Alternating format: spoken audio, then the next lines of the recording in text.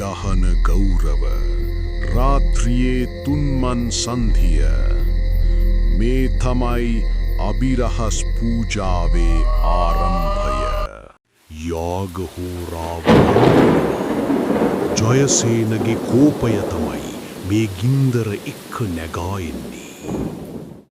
ජයසේන රත්තරන් හදවතක් තිබුණු යෝධයෙක්. හැබැයි ඔහුගේ ඉරණම අද වෙනස් වෙලා.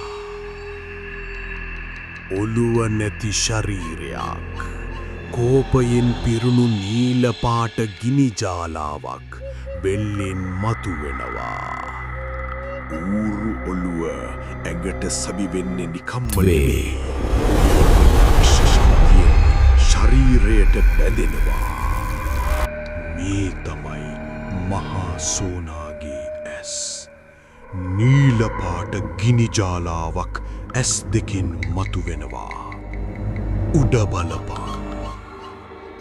බය වෙන්න එපා. මේ මරණය නෙමෙයි. නුඹේ හිතේ තියෙන බයයි.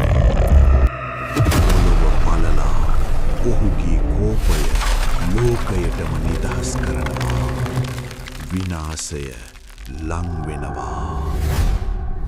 මහා සෝනා යෝධ ප්‍රමාණයට ලොකු වෙනවා. ඔහු තමයි මේ කැලේ රජා. මහා සෝනා ගල. ඔහු මැරිලා නැහැ. ඔහු තවමත් මේ ගල් කුලක හිර වෙලා අපි දිහා බලන් ඉන්නවා.